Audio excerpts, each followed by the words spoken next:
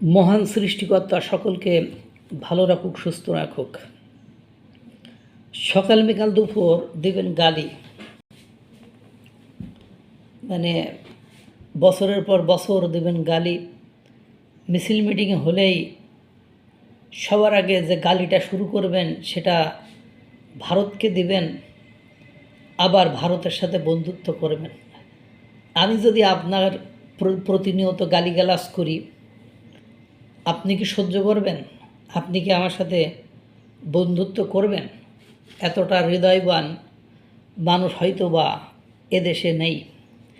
তা বাংলাদেশের অবস্থা ঠিক ওরকম হয়েছে, যখন ভৌগোলিক কারণে পাশাপাশি দুইটা রাষ্ট্র হয়, তখন তাদের ভেতরে সীমান্তগত বা সীমান্ত নিয়ে একটা কমান যে সীমান্ত থাকে সেটা নিয়ে একটা বিরোধ থাকে।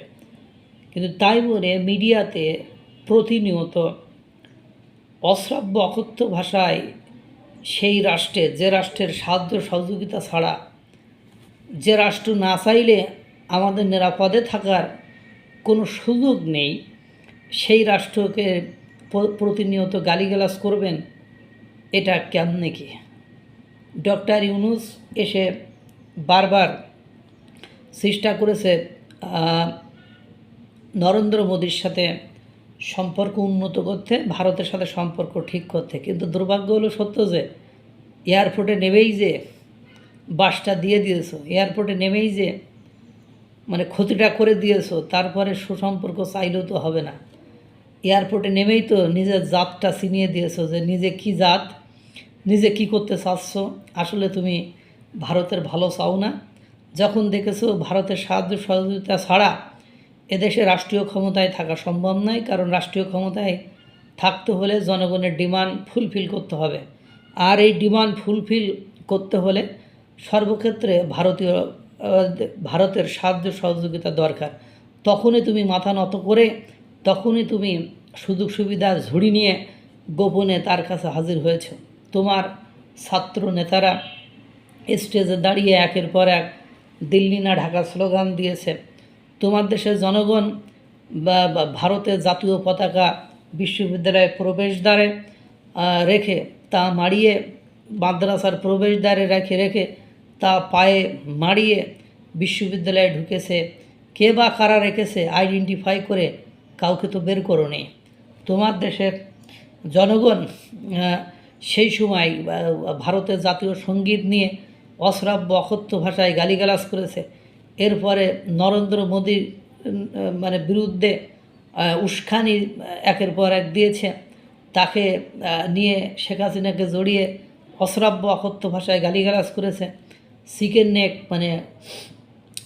নেক উত্তেজিত করবে, সেখানে যেসব বিদ্রোহীরা আছে তাদেরকে সাহায্য করে চিকেন নেক অস্থির করে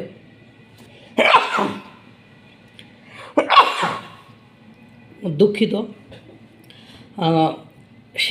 সেটাকে অস্থির করে আপনার ভারতের অঙ্গরাজ্যগুলোকে আলাদা করা, ভারতকে খণ্ড বিখণ্ড করা, আবার দেশের সরকারে থাকা অবস্থায় ফেসবুকে পোস্ট দেওয়া যে বাংলা বিহার উড়িষ্যা দিয়ে মানচিত্র নিয়ে হঠাৎ করে পোস্ট দেওয়া, এইসব ঘটনাগুলো ঘটিয়েছ।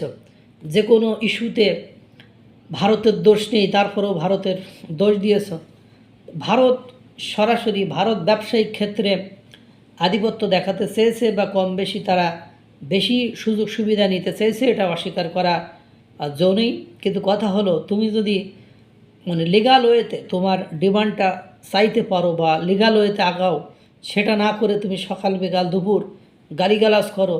তোমার দেশের নেতাকর্মীরা একের পর এক ভারতকে উত্তেজিত করতে, বৃদ্ধ সেনাবাহিনীরা রাস্তায় এসে, বৃদ্ধ বা অবসরপ্রাপ্ত সেনা সদস্যরা বা রাস্তায় এসে 4 দিনের ভেতরে ভারত দখল করে নেবে, 1 কোটি মানুষ নিয়ে ভারত আক্রমণ করে, দিল্লি আক্রমণ করে হাসিনারে ফিরে নিয়ে আসবে, নরেন্দ্র মোদীকে গোমূত্রখোর, এখোর শেখোর, নাস্তিক, কসাই এইসব বলে অশ্রাব্য অকথ্য ভাষায় গালিগালাজ করবা। আবার বলবা তোমার সাথে আমার সম্পর্ক ভালো হোক, সম্পর্ক ভালো থাকুক, আদৌ তো এটা কি কখনো সম্ভব? না এটা কেউ মেনে নেবে? তারপরেও ভারত কিছু বলেনি। যতটুকু রিপোর্ট বা ইনফরমেশন বর্তমান সময়ে পাওয়া যাচ্ছে, ভারত তারপরেও ব্যবসাটা চালিয়ে গিয়েছে, কিন্তু কিছু কিছু জায়গা সেক্টরকে তারা সিস্টেমেটিক ওয়েতে খেয়ে দিয়েছে।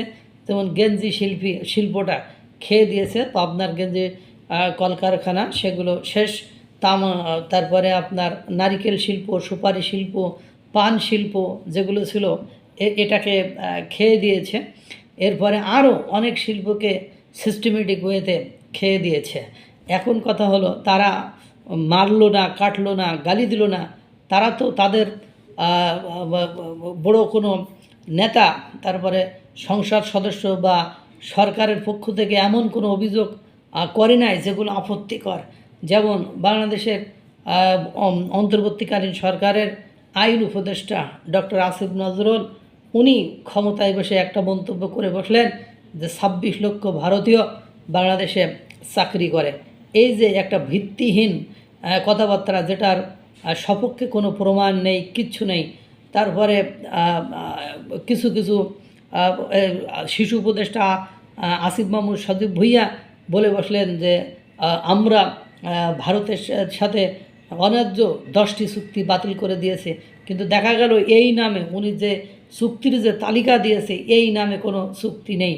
এরপরে ছাত্রনেতা মোসাদ্দেক সে বলে যে আমরা এ করব, আপনার ইউরেনিয়াম তুলে ভারত আক্রমণ করব, এই ধরনের কথাবার্তা হয়। হাসনাত আবদুল্লাহ বর্তমানে যিনি সংসদ সদস্য, তিনি যখন একটা বিরোধী দলের নেতা ছিলেন তখন কি না কি বলেছেন। এগুলো দেখার পরেও আমরা যদি চাই যে ভারত আমাদের সাথে সুসম্পর্ক রাখবে বা সুসম্পর্ক করবে, নিছক এটা বাতুলতা পাগলামি ছাড়া আমার কাছে আর কিছুই মনে হয় না। মহান সৃষ্টিকর্তা সকলকে ভালো রাখুক, সুস্থ রাখুক।